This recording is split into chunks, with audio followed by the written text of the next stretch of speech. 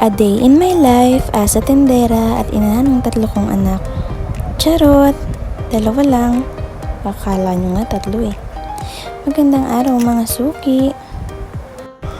Magti 3 months na nga pala yung baby ko at ever since na nanganak ako ay hindi pa ako ulit nakakapagtinda.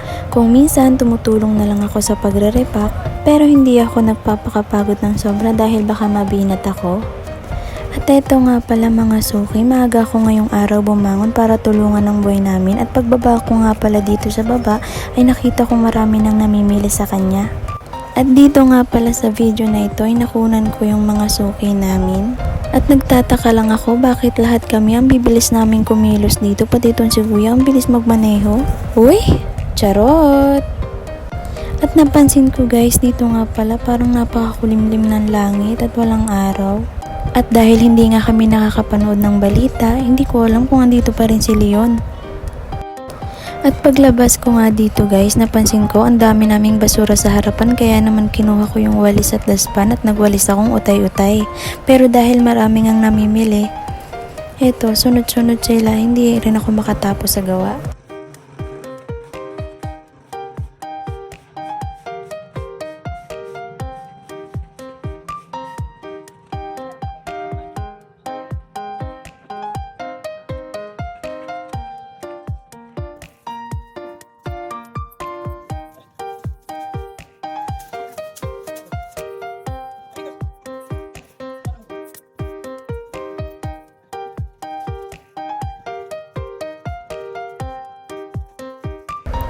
At pagkatapos ko nga palang tumulong magbenta kay Boy ay nagsaing na rin ako para mamaya basta na lang kami kakain pagising nila. At dito nga pala ang sinaing namin bigas ay yung hindi pa namin nasusubukang isaing para at least kapag may nagtanong na customer ay alam ko kung paano ito isaing.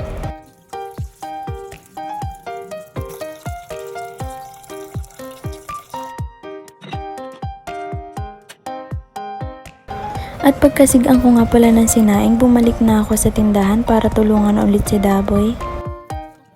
At eto nga pala guys, hindi nga pala mawawala sa mga customer yung mapapaangal dahil may magtataas ang presyo tulad ng sigarilyo. At sabi pa nga pala nitong si ate, siya na lang daw yung hindi tumataas kaya naman napatawa niya ako. At dahil chinika-chika niya ako, magpapapalit pala siya ng 500. Sige te, bati na tayo. Kung minsan talaga nakakatuwa rin yung mga ganitong customer. Kung minsan bibiru-biruin ka, chichikahin ka, pero yun pala may balak na. Magpapapalit lang pala to si ate, Diyos ko. At dahil nga pala nakipagchismisan pa ako kay ate, muntikan pang masunog yung sinaing ko, pero buti naman at saktong-sakto lang yung pagkakaluto niya. At nang main-ina yung sinaing ko mga suki, lumabas nga pala ako para bumili ng ulam at dahil makulimlim ngayon, feeling ko ang sarap ng may sabaw. Pero dahil sawa na kami sa karne, hipo naman ang bibilihin ko. Kung maitatanong nyo guys, medyo pihikan nga pala yung mga kasama ko sa bahay sa ulam dahil ayaw nila ng isda.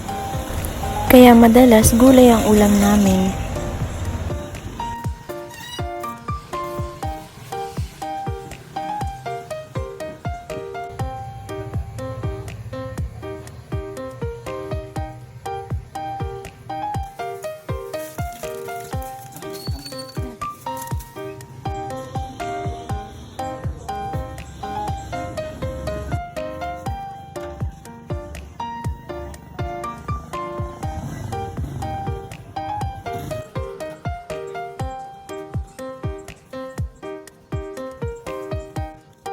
At eto nga palang tumbok na ito yung pwesto ng tindahan namin at buti nga pala nakabalik ako agad pagkabili ko ng ulam dahil may magpapadeliver kay Daboy ng bigas.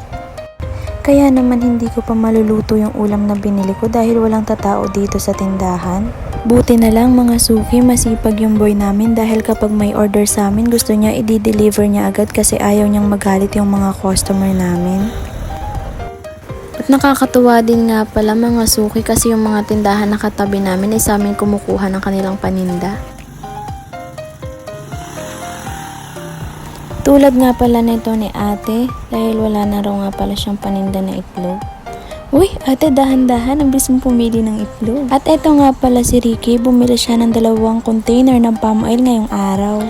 Pero Gcash na lang daw yung bayad, kaya sabi ko sige send mo na lang. At dahil maraming ang nabimili mga suki, ay hindi namin namalaya na coconut oil pala yung isang container na nabuhat niya. Kaya naman nga pala itong si Daboy, pandalas na sa paghabol sa kanya para palitan yung mantika. Alam nyo ba guys, sa totoo lang, ang lakas ng itlog dito sa amin, lalo na yung malalaki, kaso wala kaming supplier, wala kaming makunan. At dahil nga pala mga consistent na mga tendere yung mga customer namin, pinipili talaga nila yan isa-isa. Tinitingnan nila kung may basag, at syempre kung bago pa. Kung bago pa ha, kung bago pa. Kung bago mo lang to napanood, follow mo na ako. Charot! At yun nga pala sa mga oras na yan guys, nakalimutan ko na magluluto nga pala ako ng ulam namin. Ganito talaga kapag nagtitinda, hindi mo na namamalaya ng oras. Minsan kung anong oras na kayo makakakain, kasi anong oras ka na rin makakaluto. Hay nako, napaka-busy ng mga person, kaya naman minsan inaabot na talaga kami ng gutom. Pagising kasi namin sa umaga, nagkakape na agad kami. Kaya naman tanghali na kami nakakakain ng almusal. Tapos yung pinakang hapunan namin, inaabot na ng alas 10 ng gabi. Or minsan inaabot pa ng hanggang anong oras pa. At dito nga pala guys, habang nagluluto ako ay narinig ko yung anak ko na umiiyak na, kaya nga pala ang bilis kong umakyat na rin sa taas. At naisip ko baka tulog pa yung mga kasama niya, kaya pinuntahan ko na rin agad siya. At pagpasok ko nga pala dito guys sa kwarto ay naabutan ko, nagising na pala silang mag-ama. At eto nga guys, umiiyak na nga yung baby ko dahil baka nagugutom na siya, kaya papadedein ko muna. Hi, stress na at haggardness na ang person.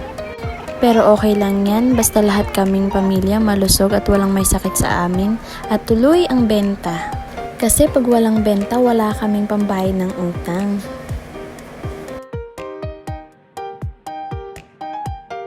At yun lang muna ngayong araw guys. I-follow nyo na ako. Lubos-lubusin nyo na rin, i-like and share nyo na rin tong mini vlog ko. And that's all for today's video.